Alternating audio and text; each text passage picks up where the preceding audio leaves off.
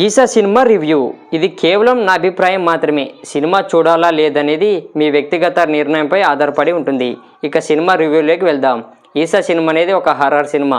ఈ సినిమాలో నలుగురు సన్నిహిత ఫ్రెండ్స్ ఉంటారు. ఇక వీళ్ళు ఏం చేస్తుంటారంటే ఇక దొంగ బాబాలను దయ్యాలను అని చెప్తూ తిరిగే వాళ్ళని ఇక వాళ్ళ గుట్టు రట్టు చేస్తూ వాళ్ళు చేసే మోసాలను జనాలకి తెలుపుతూ ఉంటారు. ఇక ఆ నలుగురు ఫ్రెండ్స్ ఎవరంటే హెబ్బా పటేల్, సిరి హనుమంతు, ఇక త్రిగుణు, ఇక అఖిల్ రాజు. ఇక ఈ నలుగురు ఫ్రెండ్స్ కలిసి అలా చేస్తూ ఉంటారు. ఇక ఈ క్రమంలోనే ఒరిస్సాలో ఒక దొంగ బాబా ఉన్నారని వీళ్ళు తెలుసుకుంటారు. ఇక ఆయన చేసే ఇక మోసాలను ప్రజలకు తెలియజేయాలని అక్కడికి వెళుతారు. ఆ దొంగ బాబా ఎవరంటే పృథ్వీరాజు ఆ క్యారెక్టర్ చేయడం జరిగింది. ఇక ఆయన దగ్గరికి వెళ్తారు.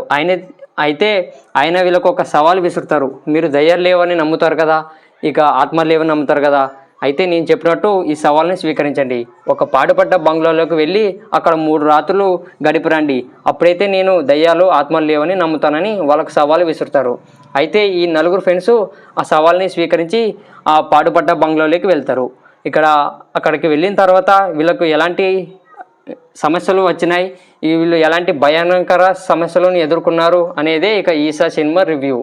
ఇక ఈ సినిమా చూసినంతసేపు మనకు ఇదొక హర్రర్ సినిమా లాగా అనిపించదు. ఇక ఎందుకంటే అలాంటి సీన్స్ మనకు సినిమాలో కనిపిస్తాయి. ఇక సౌండ్స్ మాత్రం చాలా భయంకరంగా ఉంటాయి, కానీ అక్కడ విజువల్స్ మాత్రం ఇక సౌండ్స్కి తగ్గట్టు మనకు భయాన్ని అయితే తెప్పించవు. ఇక ఎంతసేపు మనకు చూసినా కూడా ఇక ఎప్పుడు వస్తుంది భయం అనే క్యూరియాసిటీ ఉంటుంది తప్పితే ఇక ఈ సినిమా మాత్రం మనకు అంతగా కనెక్ట్ అయినట్టు ఇక సీన్స్లో మనకు అర్థమవుతుంది. ఇక ఈ సినిమా అయితే హర్రర్ సినిమా లాగా అనిపించదు. బయటకు వెళ్దామని ఫీలింగ్ కూడా మనకు వస్తుంటుంది. కానీ లాస్ట్లో మనకు అక్కడక్కడ ఇక కొన్ని షార్ట్స్ అయితే మనకు భయాన్ని కలిగిస్తాయి. ఓవరాల్గా అయితే ఈ సినిమా ఇక హైపు చాలా ఇచ్చారు ప్రమోషన్స్లో ఈ సినిమా గురించి.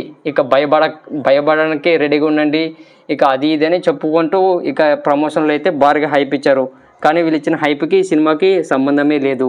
ఇక ఓవరాల్గా ఈ సినిమా అయితే నాకు అంతగా బాగా కనెక్ట్ కాలేదని నేను చెప్తాను.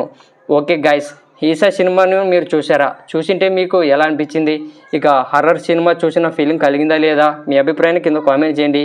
ఈ వీడియోని లైక్ చేయండి, షేర్ చేయండి, సబ్స్క్రైబ్ చేసుకొని బాయ్ బాయ్.